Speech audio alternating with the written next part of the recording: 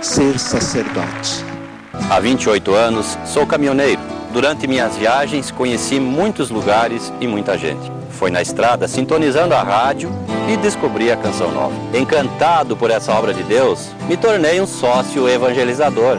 Como caminhoneiro, contribuo para o crescimento do país, sustento a minha família e, como sócio, cumpro uma missão: ir por todo o mundo e pregar o Evangelho. Clube da Evangelização, juntos, promovendo o bem. Senhor meu Deus, em Ti me refugio. Salva-me e livra-me de quem me persegue. Salmo 7, versículo 2.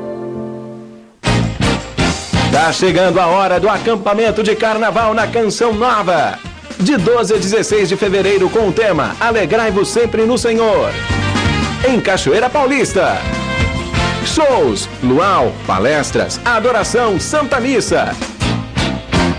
Combine com seus amigos e venha para esta festa de 12 a 16 de fevereiro. Carnaval com Cristo é na Canção Nova.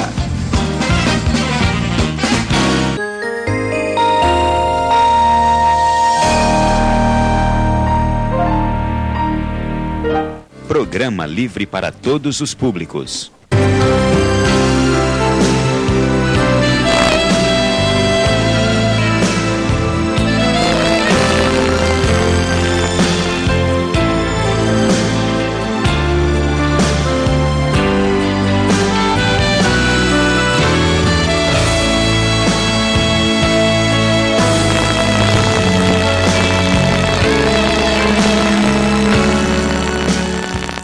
Boa noite, é com muita alegria, com muito prazer que nós estamos começando mais um programa Direção Espiritual.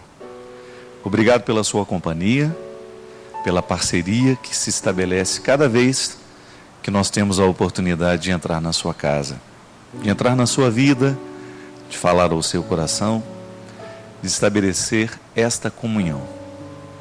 O significado de comunhão abarca todo o conteúdo da vida cristã. A vida cristã tem como objetivo, um dos principais, estabelecer comunhão.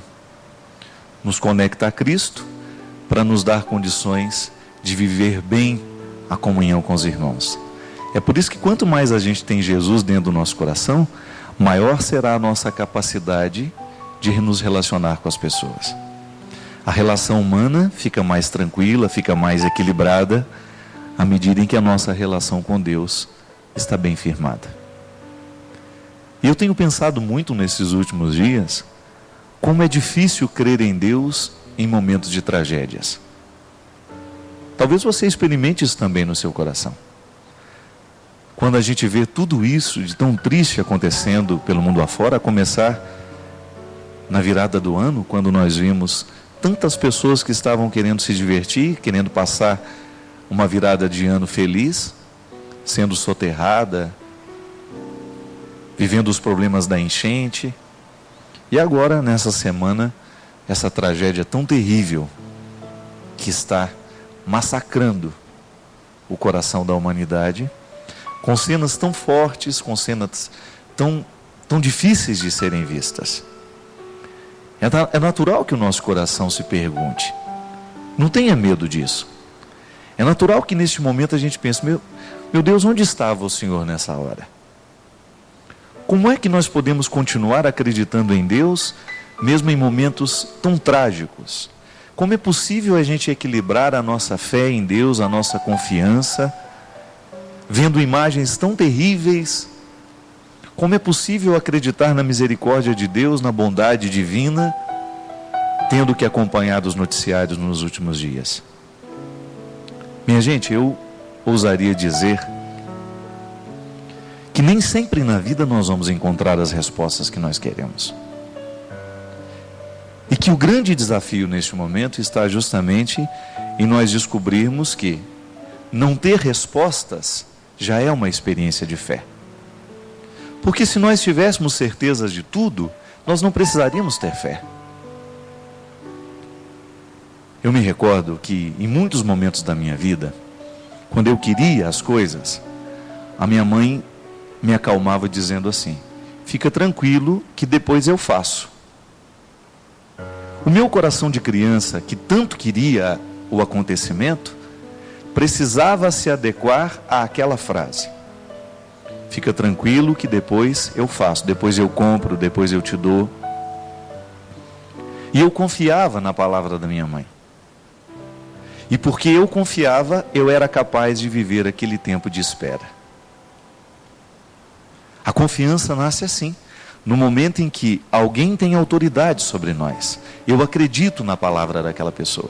Essa semana mesmo eu estava conversando com uma pessoa e ela estava me contando que ela não tem problema com o filho que é pequeno, porque toda vez que ela vai sair de casa para trabalhar, para isso, para aquilo, geralmente as crianças ficam chorando muito, né?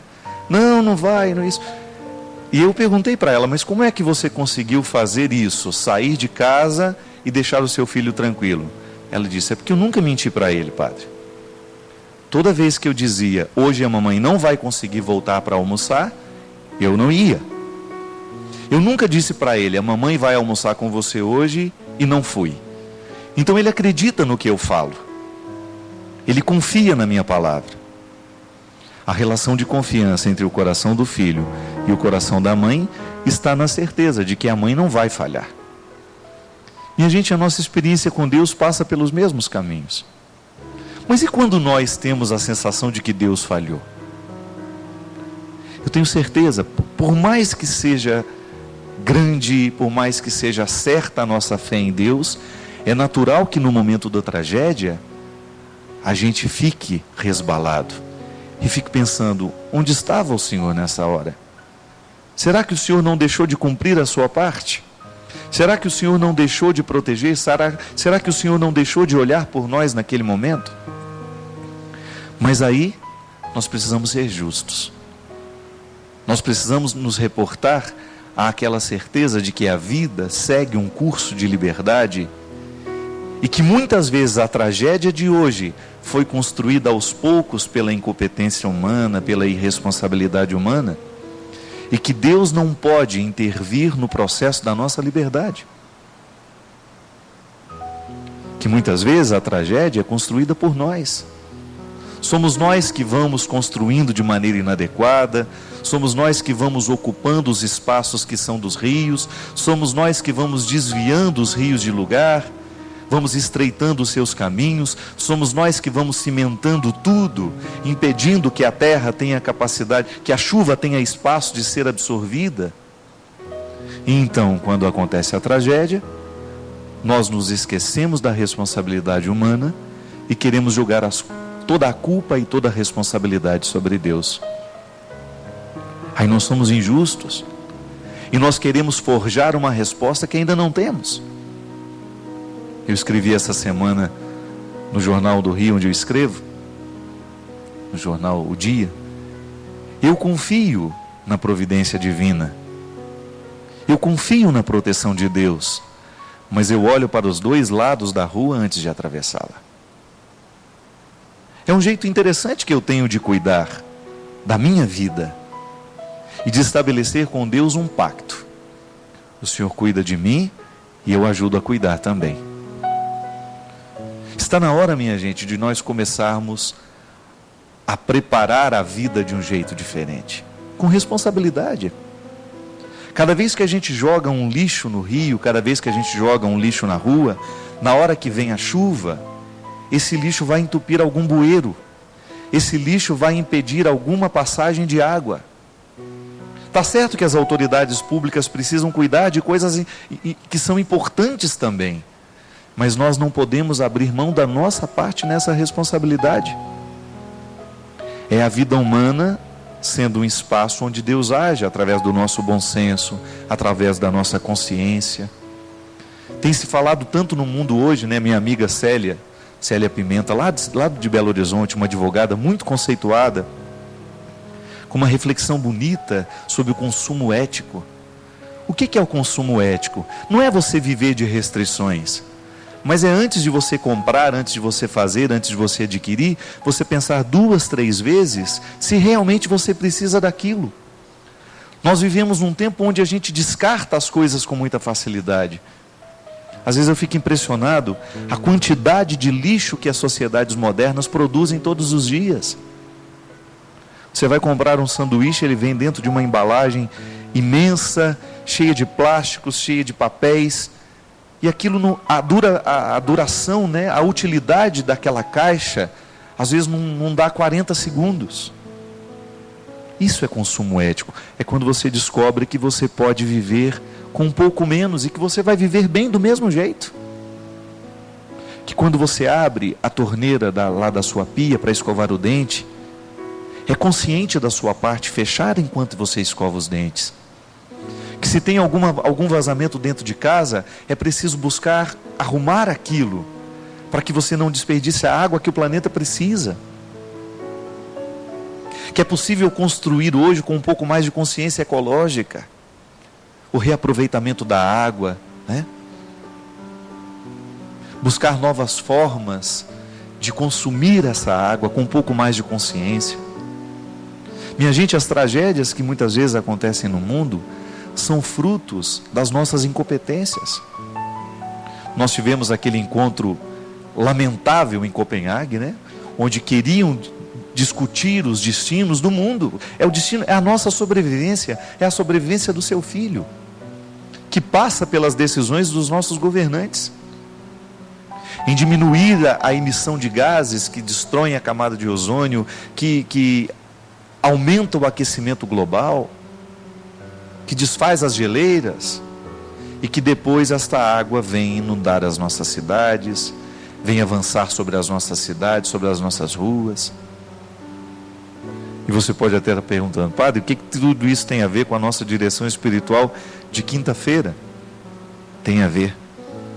Porque se nós não encarnarmos o cristianismo nessas decisões importantes do nosso dia a dia, se a gente não começar a tratar das nossas decisões a partir de uma reflexão ética, moral, o mundo vai perdendo qualidade, minha gente.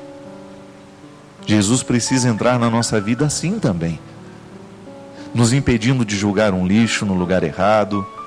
Jesus precisa entrar na nossa vida nos ajudando a reciclar o lixo. A gente já falou tantas vezes aqui de reciclar o lixo do coração, né? Todas as reciclagens são importantes. Assim como eu reciclo a garrafa de refrigerante que alguém usou dentro da minha casa, eu também tenho que reciclar as minhas emoções, eu também tenho que reciclar a minha fé, neste momento em que tudo parece irremediavelmente perdido, em que você não tem respostas para muitas coisas, em que o seu coração duvida da existência de Deus por causa de tantas tragédias. É momento de reciclar, é momento de dar à vida uma nova oportunidade. Fico pensando sobre isso. A tragédia do Haiti precisa ajudar o meu jeito de pensar a vida, a ser um pouco mais solidário com aqueles que estão soterrados também, de outra forma. Ajudo lá no Haiti, que é um soterramento concreto, mas ajudo também os que estão soterrados nas suas emoções desastrosas. Quando os terremotos da vida também atingem o nosso coração e a gente precisa reorganizar os nossos afetos, a gente precisa voltar a reacreditar na vida, a gente precisa voltar a pensar positivo. Que a gente sabe que essas notícias todas muito tristes acabam tendo uma influência terrível sobre nós. A gente vai ficando pessimista, né? A gente vai alimentando sentimentos ruins, negativos. Mas hoje Deus quer agir dentro de nós, quer reciclar os nossos lixos, quer reciclar as nossas desesperanças e fazer tudo novo de novo. Ligue para nós, 0 operadora 12 31 86 26 00. Este é o programa Direção Espiritual. Sou o Padre Fábio de Mello e nós temos um prazer em atender o seu telefonema, em atender a sua solicitação de orientação através do e-mail, através do telefone, do SMS. São muitas formas, através de cartas, são muitas as formas para você entrar em contato conosco. Boa noite, seu Christian. Tudo bem, meu filho? Enchente lá na sua casa também, não? Você mora no alto, né? É. Quem mora no alto tem mais facilidade, né? Inclusive na vida espiritual, né? Às vezes a gente precisa construir espiritualmente uma casa no alto. É interessante isso. Quando a gente, no programa da semana passada com o Gabriel Chalita, a gente falava, né? Quando a gente se alimenta de sentimentos mesquinhos, é como se nós estivéssemos construindo a nossa casa numa baixada aonde o rio pode chegar. Mas quando a gente constrói o nosso coração a partir de sentimentos mais nobres, né? Quando a gente se ocupa um pouco mais do que verdadeiramente faz diferença na vida, com a caridade, com o amor, com a verdade, com a simplicidade, a gente realmente ganha. A gente ganha muito. A gente constrói uma casa no alto. A gente sabe o quanto que no mundo de hoje existem pessoas maldosas, o quanto existem pessoas que estão comprometidas com a maldade. É impressionante, minha gente. Às vezes nós somos vítimas e fazemos também o outro vítima, né? É muito comum a gente viver essa dinâmica. Agora, o importante é a gente não desistir. É a gente tomar aquela vacina de imunidade, né? Que nos imuniza para essa maldade e a gente não fazer parte disso. É muito difícil conviver com toda essa maldade que está presente no mundo. E a gente cai muito nessas armadilhas, né? Faz parte da nossa vida. Gostaria de começar mostrando uma novidade para você. A editora Canção Nova está lançando o Diário Espiritual, que foi escrito por mim. Na verdade, é um diário, um lugar onde você pode anotar os seus compromissos. Não é uma agenda. É um espaço para você anotar compromissos e tem uma reflexão para cada dia. E você também pode usar como instrumento de trabalho, deixar aqui as suas como é que chama isso, gente? Seu dia a dia, né? Não é uma agenda, mas pode funcionar também. Mas o principal objetivo do Diário Espiritual é a mensagem que está escrita para cada dia do ano, aqui, para ajudar no processo da vida espiritual. Tem um texto aqui de abertura, que eu vou ler para vocês. A palavra lavra a alma, abre sulcos por onde passam as graças que Deus derrama sobre o mundo. Quando comprometida com o bem, a palavra humana se torna divina. Proporciona em nós a iluminação necessária para que nossos caminhos sejam mais alegres e felizes. É o que desejo, que nos caminhos dos dias a palavra nos lavre e nos disponha ao crescimento espiritual. É isso. Se você quiser, entre em contato através do telefone e você vai receber o seu diário espiritual em sua casa. Lembrando que todos os produtos da Canção Nova não têm outro objetivo senão ajudarem esta obra a continuar no ar.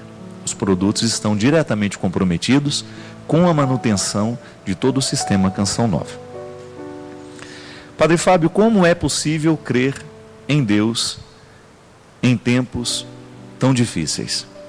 Como é possível nós articularmos dentro de nós a experiência do tempo? Tenho visto cada vez mais as pessoas se desesperarem por causa das coisas ruins que acontecem no mundo, porque não sabemos esperar pelo tempo das coisas. Fale alguma coisa sobre isso. Bem, foi justamente sobre isso, a Márcia de São Paulo, foi sobre isso que a gente começou falando, né?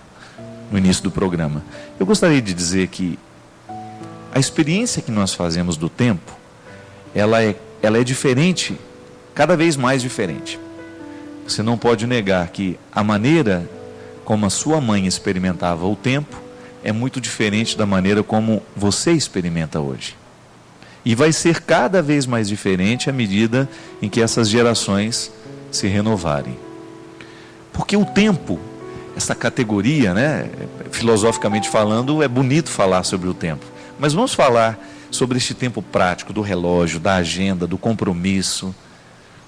Nós realmente, você tem razão, nós não sabemos esperar pelo tempo das coisas. Porque nós somos fruto de um tempo, né, de uma época em que as coisas acontecem de maneira muito acelerada. O acontecimento de hoje, ele precisa ser resolvido agora, neste momento. Nós não sabemos mais dormir sobre as questões. É impressionante o quanto que a pressa do nosso dia a dia tomou conta de nós. E gerou um novo jeito de ser gente, né? É engraçado, é interessante perceber a grande mudança antropológica. O ser humano é novo, o ser humano é diferente a cada dia. E essa diferença está diretamente ligada à experiência que nós fazemos do tempo. Antigamente as pessoas tinham mais paciência com as coisas, elas tinham mais... tinham que esperar pelas coisas, né? A gente já deu esse exemplo aqui várias vezes. Hoje você compra uma roupa pronta, você passa, olha na vitrine e leva para casa. Antigamente não. Você já começava falando uns 2 meses antes. Preciso comprar um tecido para fazer um vestido, para a festa do não sei o quê. Não era assim? Aí você comprava o tecido, pensava em qual costureira que ia fazer, procurava um modelo nas revistas. Eu lembro direitinho das minhas irmãs comprando revista para procurar modelo de roupa. Imagina que hoje existe isso, né? Isso é muito raro. Aí depois ia lá, comprava os aviamentos, depois de comprado o tecido, escolhido o modelo, comprava os aviamentos, levava para a costureira. Geralmente a costureira falava, eu vou precisar de uns 20 dias para fazer, que eu estou muito apertada de costura. E aí a pessoa esperava aqueles 20 dias. Aí ia lá, fazia a primeira prova, segunda prova, terceira prova, até que o vestido ficava pronto. Então da compra do tecido até a feitura e a estreia do vestido, que geralmente era na missa, né? Estreava roupa nova só na missa. Tinha aí um espaço de 2, 3 meses. Minha gente, 2, 3 meses, hoje você já comprou e já jogou fora. É impressionante. Aí, será que tem alguma influência sobre nós essa vida tão apressada? Claro que tem. Então aquela paciência que antes nós tínhamos para esperar pelas coisas, parece que hoje nós não temos mais. Uma paciência que esbarra na vida prática, da gente não ter paciência com o outro, a gente não ter paciência de esperar, a gente acha que... Eu me lembro, o padre Joãozinho tinha essa neura, não sei se ele ainda tem, mas ele tinha uma neura de que o computador dele era lento, que demorava demais para ligar. Aí eu perguntei a ele, mas quanto tempo demora? 1 minuto, 1 minuto e meio. Imagina a gente achar que 1 minuto, 1 minuto e meio é tempo demais. E é verdade, pode observar o quanto que às vezes a gente fica impaciente quando a internet está lenta. Gente, antigamente, para uma informação chegar, demorava horas e horas e horas. Às vezes o defunto morreu ontem, né? Nós só vamos ficar sabendo daqui 15 dias. Era o tempo que levava alguém para andar a cavalo, com o bilhete, com aquela história toda, né? Então é difícil. Hoje nós não temos paciência. Os 2 minutos para nós hoje representam muita coisa. Então veja bem, houve uma mudança antropológica. Mudou o ser humano que interpreta o tempo. O tempo é o mesmo, ele continua do mesmo jeito. Ainda agora vindo para a Canção Nova, né, a gente estava falando de uma amiga nossa que a gente gosta muito, que é a Lourdinha, lá de Formiga. Uma grande irmã que Deus me deu. E a gente estava lembrando algumas frases que são típicas dela, né? Um jeito próprio de falar, um jeito próprio de interpretar o mundo, um jeito próprio de ser gente. E confesso, né? Para mim, se eu pudesse, eu passaria ao lado da Lourdinha o tempo todo. É uma pessoa que só me faz bem. É uma pessoa agradabilíssima, como diz ela, né? E a gente estava comentando, eu dizia isso, né? Ao Cláudio e a Cidinha, que vinham comigo no carro, eu dizia... Hoje já não nascem mais Lourdinhas. Por quê? Porque hoje as pessoas são muito diferentes. O olhar específico que a Lourdinha tem do mundo, é difícil encontrar pessoas hoje. Por quê? Porque o ser humano está diferente. E é engraçado porque os meus grandes amigos são sempre mais velhos. Eu tenho grandes amigos, pessoas com as quais eu passo férias, com as quais, né? Eu passo o tempo que eu tenho livre, geralmente são pessoas mais velhas. Eu tenho muito medo de ir ficando solitário à medida que essas pessoas forem embora do mundo. Porque às vezes eu me interpreto assim, eu sou moderno por fora, mas eu sou antigo por dentro. O meu jeito de ver o mundo é antigo, o meu jeito de sentir as coisas é muito antigo. E às vezes eu me sinto muito deslocado. Pode ser que você também experimente isso.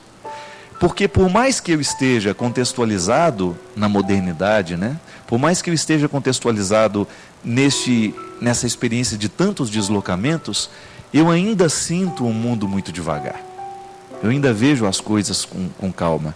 E isso às vezes me causa um sofrimento muito grande, porque eu já fui, já voltei, mas não saí do lugar ainda.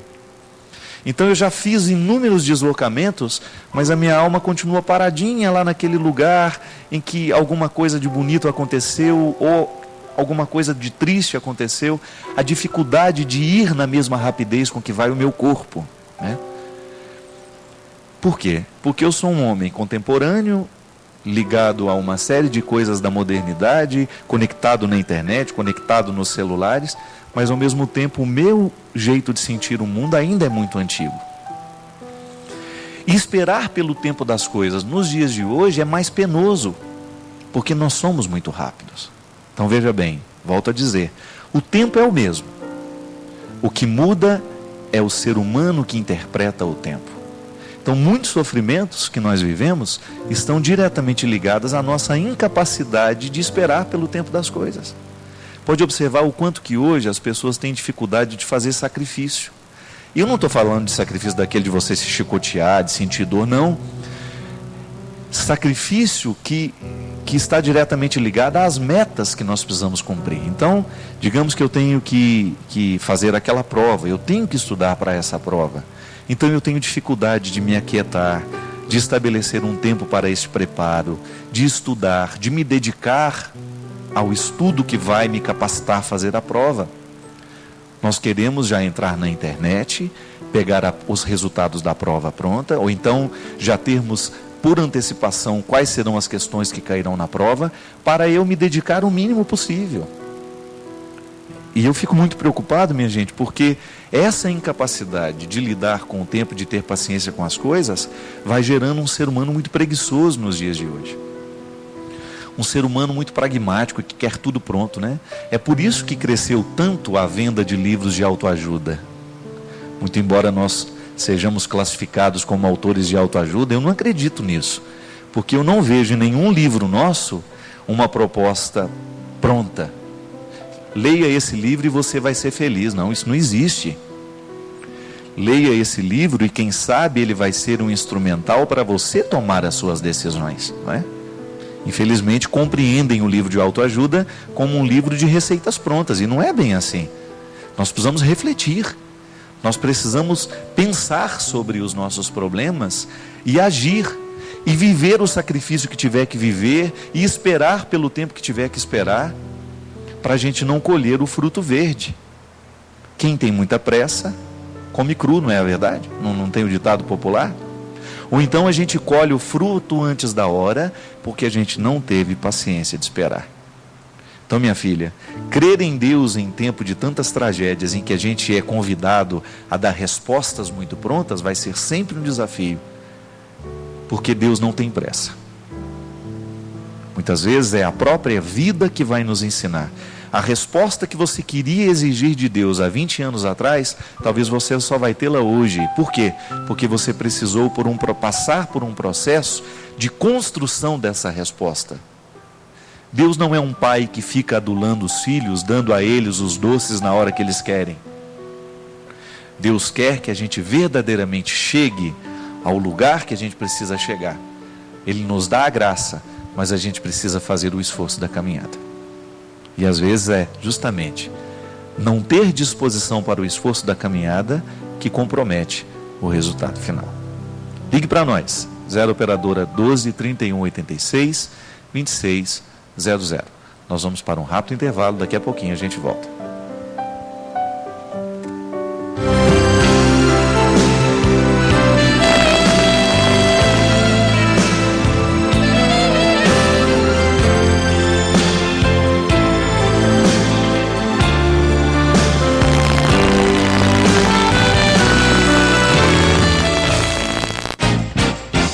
Está chegando a hora do acampamento de carnaval na Canção Nova. De 12 a 16 de fevereiro com o tema Alegrai-vos sempre no Senhor. Em Cachoeira Paulista. Shows, luau, palestras, adoração, Santa Missa. Combine com seus amigos e venha para esta festa de 12 a 16 de fevereiro. Carnaval com Cristo é na Canção Nova.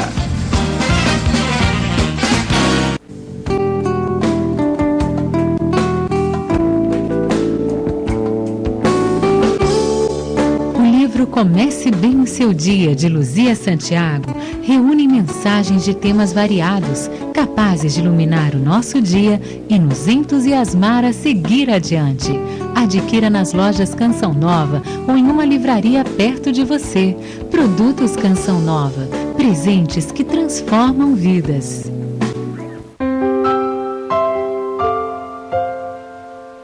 Aleluia! Povos todos, louvai o Senhor. Nações todas, dai-lhe glória, porque forte é o seu amor para conosco, e a fidelidade do Senhor dura para sempre. Salmo 116, versículos 1 e 2. Férias é na Canção Nova. Uma programação para lá de especial te espera. Venha para cá e participe ao vivo dos programas O Amor Vencerá, Terço da Misericórdia, Terço Mariano, Juntos Somos Mais, Trocando Ideias, Quinta-feira de Adoração, sem esquecer, é claro, das Santas Missas. Nossos estúdios estão de portas abertas esperando por você. Programação de férias para toda a família. É aqui na Canção Nova. Receba mensagens oracionais da Luzia Santiago no seu celular. Envie um torpedo com as palavras CN espaço Luzia para o número 46991. Mensagens que levam o amor de Deus. É só mandar um torpedo com as palavras CN espaço Luzia para o número 46991. Torpedos Canção Nova. Mensagens que evangelizam.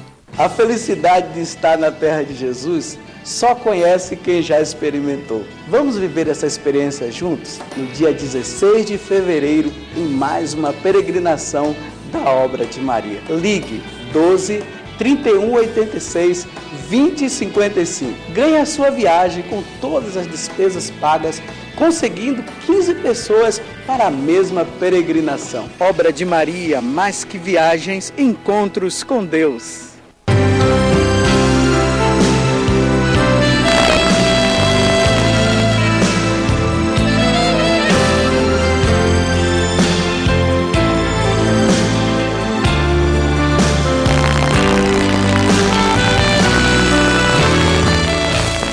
Nós estamos de volta com o programa Direção Espiritual. Obrigado você que está ligado conosco, você que faz parte da nossa família.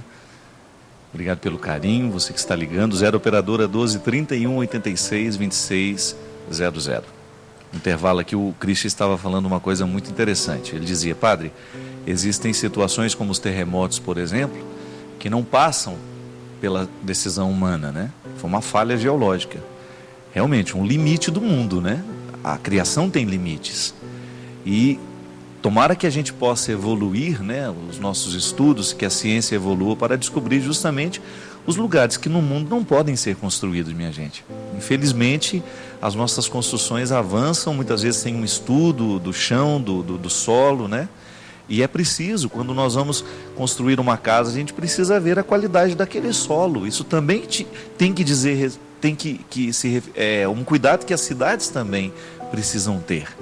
Nós não podemos avançar só porque o terreno está vazio, né? Existem muitos terrenos bonitos por fora que por baixo são frágeis. Ou tem muita areia, ou era um mangue. Então, todos esses cuidados a gente precisa ter para que depois a gente não venha culpar Deus pelo fato, né? Importante é a gente sempre ter a consciência de que há uma responsabilidade humana. E Jesus já ensinou isso, né? Quando for construir uma casa, saiba bem como vai fazer. Faça um projeto, né? Para que depois você não pare no meio do caminho porque não tinha recurso. Isso precisa também dizer respeito ao cuidado que a gente vai ter para saber, será que nessa encosta é perigoso construir? Será que isso aqui não tem riscos, né? Como é que será a qualidade desse solo? É isso que nós estamos falando. O cuidado que nós precisamos ter para que depois a gente não tenha que chorar as tragédias que nós poderíamos ter evitado.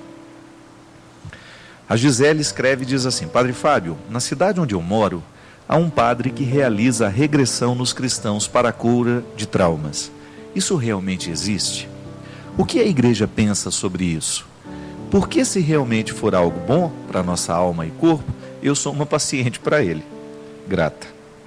Gisele, na verdade a gente precisa fazer uma diferenciação, né? A regressão é uma técnica que tem que ser usada por profissionais da psicologia, né? Psiquiatra também trabalha com regressão? Não sei, eu acho que não, né? Realmente é uma prática, aliás, até muito desusada nos dias de hoje, né? Se trabalha muito mais com aquilo que eles chamam de regressão consciente, para não ser uma invasão, né, na vida da pessoa. Eu conheço bons profissionais que trabalham com essa regressão consciente, que realmente tem uma eficácia muito grande na reconstrução da pessoa. Nós já falamos muitas vezes sobre isso, mas muitas vezes o trauma é uma realidade que a pessoa viveu, uma situação que a pessoa viveu e experimentou, e que ela não soube encaixar dentro de si. E às vezes esse retorno terapêutico que a psicologia pode fazer, ajuda a pessoa a colocar aquele acontecimento no lugar certo. Agora, se o padre não é psicólogo, é possível que ele esteja fazendo aquilo que dentro da espiritualidade da renovação carismática e da prática da renovação carismática, eles chamam de oração de cura, né? O que é a oração de cura? Não é uma regressão, mas é muitas vezes um processo de oração que faz com que a pessoa tome contato com aquilo que lhe faz sofrer, com aquilo que muitas vezes oprime. Nós estamos falando de vida espiritual. Nós vivemos as nossas opressões espirituais, né? Que são aquelas situações também inadequadas que estão diretamente ligadas também com o nosso processo psíquico. Nós não somos ingênuos de separar as coisas, né? A psicologia nos ajuda a compreender a religião e a religião nos ajuda a compreender a psicologia. Então, quando nós temos um bom terapeuta que trabalha a dimensão religiosa do paciente, ele vai ter muito mais eficácia no tratamento. Quando um padre ou alguém que está fazendo a oração também tem um conhecimento de psicologia e que ajuda esta oração também ser uma experiência terapêutica, isso é maravilhoso. Agora, o grande perigo é quando pessoas despreparadas, muitas vezes desequilibradas afetivamente, ficam fazendo essas coisas. Ao invés de consertar, causam um estrago ainda maior. Eu particularmente tenho um caso que eu acompanhei de perto, de uma menina no interior do estado de São Paulo, que está vivendo um processo muito doloroso de depressão por causa de uma pessoa desequilibrada que resolveu rezar por ela. A menina tinha uma vida normal, frequentava a faculdade, tinha namorado, e de repente um dia caiu de paraquedas num grupo de oração com uma amiga. Ela nunca tinha participado de um grupo de oração dentro do formato de renovação carismática, quando de repente a pessoa que estava conduzindo o grupo perguntou: quem está aqui pela primeira vez? Aí a menina foi honesta, levantou a mão, foi lá para frente, e essa pessoa veio fazer uma oração sobre ela. E no momento que estava fazendo a oração, começou a dizer que ela estava possuída por um demônio. E deu nome a esse demônio e fez um ritual de exorcismo, sem nenhuma autorização da igreja para isso, né? Porque o exorcista tem que ter autorização para isso.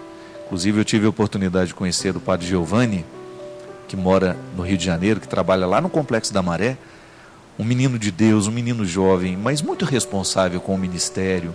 E ele trabalha, ele é da Arquidiocese do Rio de Janeiro, um dos padres responsáveis pelo exorcismo. E eu estava conversando com ele justamente sobre isso. Ele estava me dizendo: padre, mais de 99% dos casos que nós somos convidados a cuidar não tem nada de diabo, é apenas desequilíbrio afetivo, desequilíbrio emocional, histerismo, doenças que a psicologia já deu o nome. E ali naquele momento, minha gente, essa pessoa que rezava, que certamente tinha os seus desequilíbrios, né? Porque o pior desequilibrado é o desequilibrado religioso. Porque o desequilibrado religioso, ele se sente no direito de fazer alguma coisa pelos outros, porque pelo menos o desequilibrado ateu fica quieto no canto dele. O desequilibrado religioso é bem intencionado, né?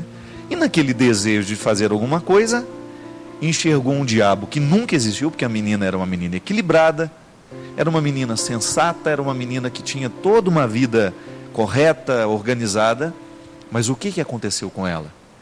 Aquela exposição que ela sofreu, aquele momento, veja bem, era uma menina que não estava acostumada a práticas religiosas. Quando ela viu aquilo tudo acontecendo, e quando aquele rapaz disse para ela que ela estava possuída por um demônio, o que aconteceu? Ela registrou aquilo, sei lá, no inconsciente e começou a viver um processo de tristeza terrível que ela não superou ainda. Está lá, fazendo uma luta, tentando recuperar-se do trauma sofrido. Até estava conversando com a mãe dela, né? Ela me dizia: padre, eu estou assustada com o que uma pessoa desequilibrada pode fazer pela outra. Minha filha não tinha nada, minha filha era uma pessoa maravilhosa, uma menina de bem com a vida, mas ela ficou tão assustada com aquilo que gerou um trauma nela, que o psicólogo que está acompanhando disse que foi tão forte para ela a experiência, foi tão traumática por causa dos gritos de todo mundo, por causa daquelas pessoas todas que estavam em volta, agindo de maneira desequilibrada, né, querendo exorcizar um demônio, que, pelo amor de Deus, minha gente. E aí, a menina sabe que ela não tem demônio nenhum, mas vai dizer isso para o inconsciente dela, que é onde nós registramos, né, as nossas informações, é onde muitas vezes nós não temos acesso de maneira muito simples. E agora essa menina está tentando se recuperar através de um processo terapêutico. Também é preciso rezar por ela de um jeito certo agora, né? Mas o estrago que causa na vida dessa pessoa, já tem quase um ano que isso aconteceu e essa menina nunca mais foi a mesma. É triste, você precisa de ver as fotos antes, né, e as fotos agora. A menina vive arrebentada, de ferida na boca. Está um processo terrível. E veja bem, tudo fruto de uma história mal administrada. Gisele, eu não estou dizendo que o padre da sua paróquia faz isso, tá? Eu estou dizendo que você precisa tomar muito cuidado quando as pessoas falam que vão fazer algum processo de regressão ou que vão orar por você. Cuidado. A gente precisa ter confiança de que aquela pessoa que vai rezar por nós, que vai nos orientar, porque geralmente a oração sempre vem de uma palavra, acompanhada de uma palavra que orienta. Então, cuidado com quem está lhe orientando. E a orientação que a igreja nos dá é que a gente tenha muita cautela com essas orações. A gente precisa ter muito cuidado com o que acontece dentro dos nossos grupos de oração. Gente, o grupo de oração só precisa fazer bem. Quando você começa a perceber que está tendo desequilíbrio, eu já vi coisas horrorosas nos bastidores de eventos. Quando reúne muita gente, né? E lá alguém está fazendo uma oração de cura pela população que está ali. Tudo isso é muito saudável, mas precisa tomar muito cuidado, porque o desequilíbrio aflora muito nessas pessoas. Então a pessoa está carente, está doente, está afetivamente desequilibrada. Aí passa por uma experiência dessa, piora. Então, se o padre tem este hábito, vamos acreditar que ele está, né, pautado na responsabilidade, no bom senso. Eu fico vendo isso por nós. Agora eu digo aos padres, e graças a Deus eu sei que existem muitos padres que nos assistem. A nossa responsabilidade é muito grande, né? O que a gente diz tem muito peso. E nós precisamos tomar posse dessa autoridade. Um padre, por mais desacreditado que ele esteja nos dias de hoje, por mais que a sociedade nos veja com desconfiança, nós ainda somos portadores de autoridade sobre muitas pessoas. Então é preciso tomar muito cuidado com o que a gente diz, a maneira como nós orientamos, a maneira como nós propomos, né? A religião precisa fazer bem, ela não pode ser um discurso de desequilibrados. Eu particularmente, gente, graças a Deus, eu fui educado, né, como padre, eu cresci dentro de uma congregação onde eu tive exemplos muito positivos deste equilíbrio.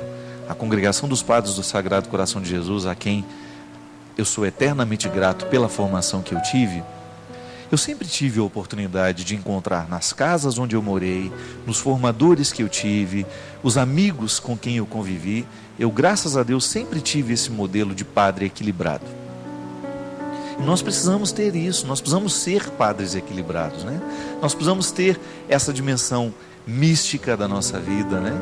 Nós precisamos ser místicos, mas nós precisamos ser históricos. A minha mística precisa estar encarnada no tempo. Eu não posso ser um alienado. Eu não posso ser divulgador de uma religião que faz esquecer a vida. Da mesma forma como eu não posso ser um padre que faz lembrar a vida e esquecer o céu. É na reconciliação dessas duas realidades. Todo padre que verdadeiramente compreende o processo religioso com responsabilidade, sabe muito bem que em muitos casos nós precisamos que aquela pessoa seja acompanhada por um psicólogo, seja acompanhado por um psiquiatra, por um médico, né? É aquela velha história, uma pessoa está com um processo de câncer, pare de tomar os remédios que eu vou lhe curar com oração. Isso é irresponsabilidade. O milagre vem pelas mãos dos médicos. O milagre acontece pela força dos medicamentos. Isso é crer com equilíbrio. Isso é dar a Deus a oportunidade de agir sobre nós do jeito certo, buscando o bom profissional, buscando a pessoa que verdadeiramente vai poder fazer alguma coisa por nós, que vai compreender a nossa doença, que vai agir no momento certo. Até no check-up, né, que nós fazemos todo ano. Eu sei que nas condições do nosso país nem todo mundo tem a oportunidade de fazer um check-up. Mas se você tem a oportunidade, não negligencie isso, cuide da sua saúde. Fazer um exame de sangue de vez em quando, para saber como anda a sua saúde, se existe alguma coisa, se tem alguma coisa errada, alguma alteração. Isso é o jeito que nós temos de proporcionar o cuidado de Deus na nossa vida. Então, essa religião que faz com que a gente viva um desequilíbrio entre o céu e a terra, ela será sempre nociva. Agora, a oração de cura, ela realmente tem poder. Se você pega uma pessoa que sabe fazer a coisa do jeito certo, uma pessoa equilibrada, espiritualmente equilibrada, ela verdadeiramente pode rezar por você. E essa oração só vai fazer o bem. Ela não vai te fazer pior. Então, só o nome que às vezes a gente precisa tomar cuidado. Não é regressão, porque nós não somos terapeutas para fazer regressão. A oração de cura, ela é uma oração que mexe nas nossas emoções, porque trabalha com a nossa história. E a verdadeira oração é assim mesmo, ela mexe na nossa vida, ela mexe na nossa história. E ela muitas vezes provoca uma melhora muito grande, porque a gente reinterpreta aquilo que nos fazia sofrer. Padre Fábio, quem me escreve é a Laura Maria, de Alpargata, será que é isso? Não, Alpercata, Minas Gerais. Por que adoramos uma imagem se na Bíblia diz que não podemos adorar imagens? Como posso adorar a imagem de um santo? De jeito nenhum, não tem que adorar a imagem. A igreja não usa o termo adoração. Venerar é você admirar. Quando você tem uma veneração pelo outro, você tem uma admiração. Mas eu não atribuo ao gesso o poder de fazer milagres. Quando eu olho para essa imagem de Nossa Senhora com Jesus morto em seus braços, eu admiro a cena. Eu me recordo do coração de Nossa Senhora, da capacidade que ela teve de ser mãe desse rapaz, né? Quanto ela foi experiente na pedagogia usada. É tão bonito a gente pensar que na vida de Jesus, né, na personalidade de Jesus, nós encontramos traços da personalidade de Maria. Por quê? Foi ela que ajudou a formar o caráter desse menino. Filho de Deus, mas homem. Por isso que Deus escolheu tão bem a mulher que seria a mãe do seu filho. Ele não iria colocar Jesus nos braços de qualquer mulher. E aí então eu olho para Nossa Senhora, admiro o quanto ela soube ser mãe de Jesus. Reconheço que ela é mãe de Deus, por quê? Porque Jesus é Deus. É o Verbo encarnado. Então tenho por ela um respeito. Não vou chutar a sua imagem, não vou rasgar a sua fotografia, mas também não vou adorar a sua imagem. Quando eu passo em Aparecida e olho para Nossa Senhora Aparecida, eu tenho um carinho pela imagem, eu tenho um respeito pela imagem. Mas quem faz o milagre é Deus. Nossa Senhora é intercessora. Aquele que verdadeiramente nos cura, nos perdoa, é o seu Filho. A igreja nos aponta para a humanidade de Maria, reconhece a sua santidade, nos expõe como modelo de cristãos, mas nos apresenta o Cristo. É o Cristo que está nos seus braços. Então, isso não é adorar a imagem. Nós precisamos redimensionar isso no nosso coração. Agora, se você é católico e se você realmente está ajoelhando diante de uma imagem, achando que aquela imagem pode fazer algum milagre na sua vida, você precisa repensar a sua fé. Quando você se ajoelha diante de uma imagem, você está respeitando o que ela significa. É como você ter uma fotografia da sua mãe. Quando você faz uma reverência à foto que está lá no porta-retrato, por quê? Porque a sua mãe é uma pessoa importante na sua vida. A sua mãe lhe faz recordar coisas importantes na sua história. É um amor de verdade, né? Toda mãe é um amor de verdade. Toda mãe é uma memória que jamais será apagada do coração de um filho. Então é isso. Você não vai jogar a foto da sua mãe em qualquer lugar. Você não vai tratar a foto da sua mãe com desrespeito. A imagem é isso, minha gente. É uma fotografia que nós tratamos com respeito. Agora, quando nós exageramos nesse tratamento, é possível que a gente esteja caindo nos caminhos da idolatria, sim. E nós precisamos ser simples e humildes para reconhecer isso. A igreja não quer exageros. A igreja, quando nos propõe a vida dos santos como forma de seguimento, é só para nos aproximar de um modelo humano que deu certo. Não é outra coisa. Quando eu admiro Francisco de Assis, eu admiro o quanto ele seguiu Jesus. Eu não admiro ele por ele mesmo. Ele não ficou santo por ele mesmo. Eu reconheço a humanidade de Francisco, um homem que foi sensível às necessidades do seu tempo, um homem que amou os pobres, um homem que abriu mão de tudo que tinha para seguir Jesus, a palavra de Jesus. Então, quando nós olhamos para Francisco, nós descobrimos um aspecto da vida de Jesus radicalizado nele. Zilda Arnes, uma brasileira, uma médica sanitarista, que morreu do jeito como sempre viveu, dando a vida por aqueles que ela amava, os pobres. Pronto. Então eu vou guardar com carinho uma foto da Zilda Arnes.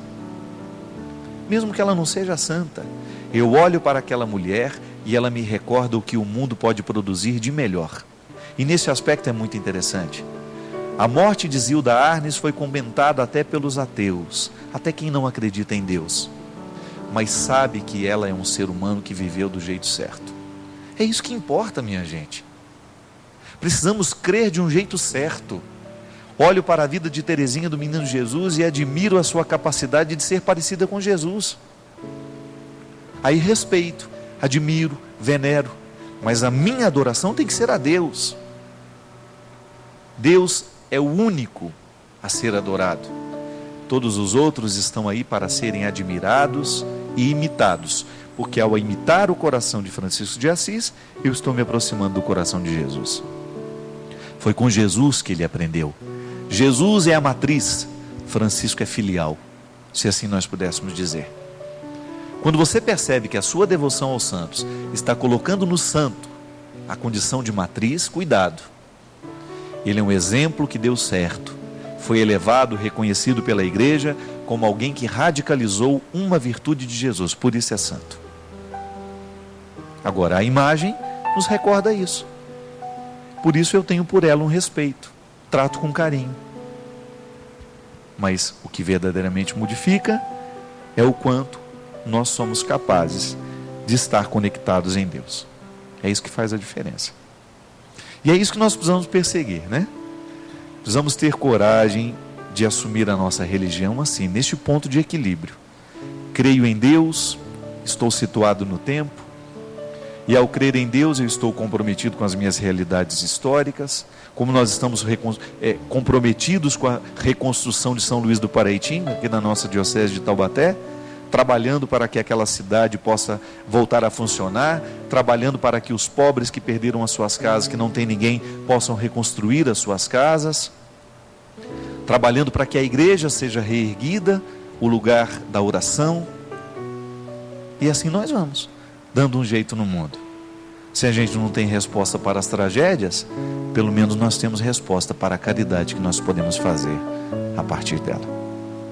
Muito obrigado pelo seu carinho, pela sua audiência, pelo seu comprometimento aqui conosco. Semana que vem a gente volta. Derrame sobre nós a bênção do Deus Todo-Poderoso, Pai, Filho e Espírito Santo. Amém. Nem as torrentes das grandes águas conseguirão apagar esse amor, pois suas chamas são fogo ardente, mais do que a morte é tão forte esse amor.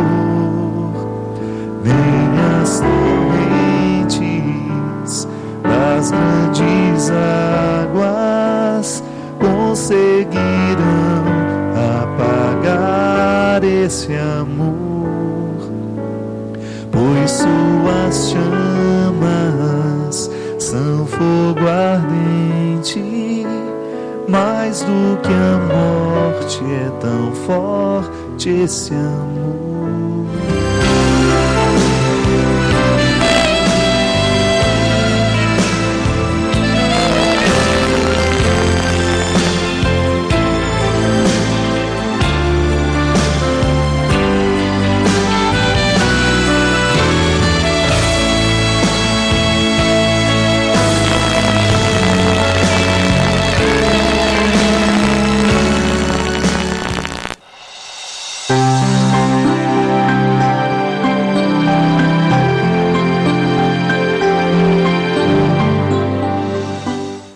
Como você já sabe, através do chip da CN Chama, a palavra de Deus está mais perto de você. Este chip exclusivo é um projeto da Canção Nova que oferece conteúdos de evangelização em um plano pré-pago da operadora Claro. Com ele você pode adquirir conteúdos como vídeos, músicas, programas de TV, rádio e muito mais. Basta você optar por uma assinatura no valor de R$ 4,99 por semana para ter direito a 5 conteúdos à sua escolha. Você pode adquirir os conteúdos de forma avulsa, sem assinar o pacote. Pode alterar o tipo do plano do seu celular, bem como aproveitar todas as promoções da operadora. Onde você estiver, a palavra de Deus estará bem perto de você, na palma da sua mão.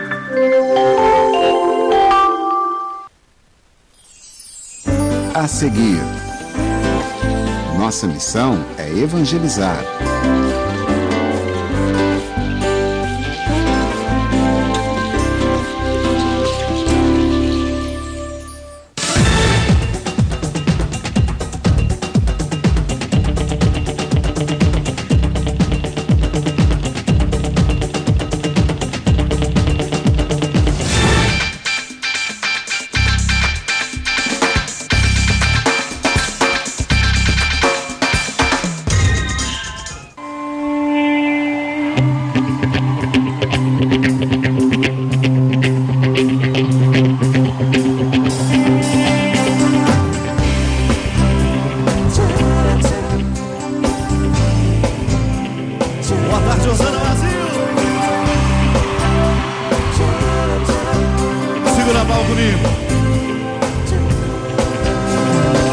Chegou como quem chega pra ficar, chamou meu nome e me estendeu a mão e perguntou-me se eu queria ir um pouco além do que já pude ir.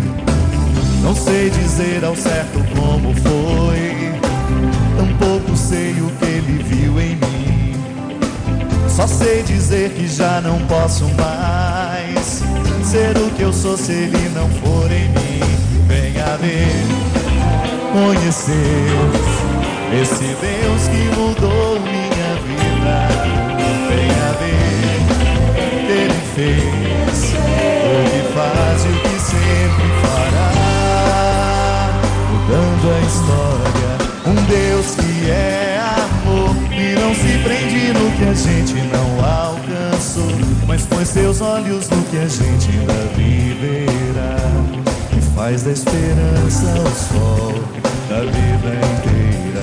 Um Deus que se inclina ao chão e faz chegar aquele que não soube achar, fazendo ver quem antes não podia ver, podendo alcançar a luz, quem se perdeu no escuro. Um Deus que preferiu trocar 1000 reinos por meu pobre coração, e na proeza de me amar sem ter razão, me ensina a amar também, cessando a solidão. Vamos lá comigo, segura aqui em cima.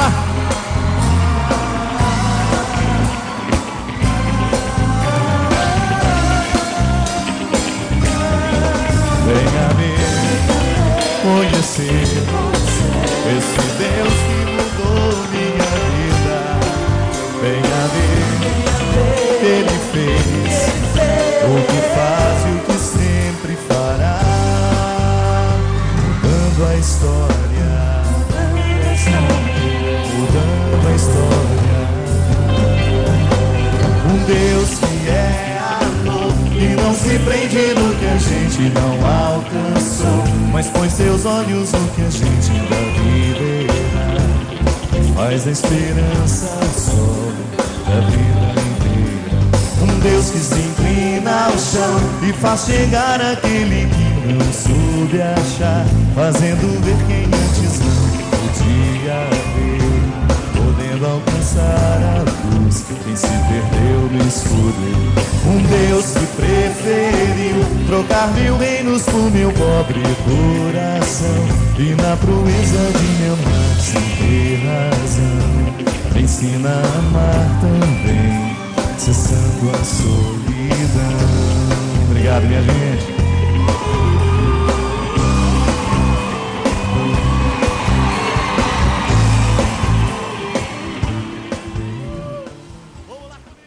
Férias é na Canção Nova. Comece o seu dia recebendo Jesus na mesa da palavra e da Eucaristia.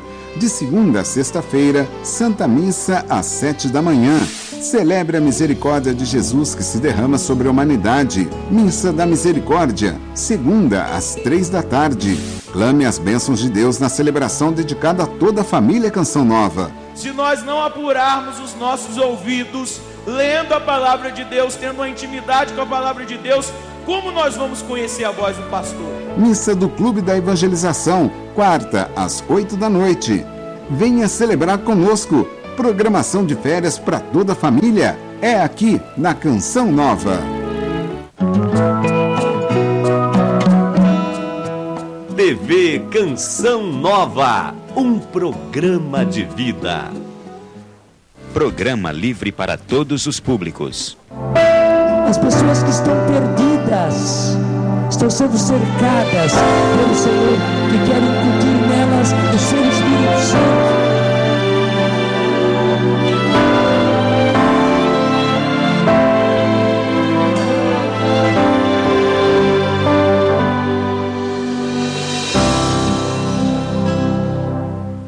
Que alegria nós podemos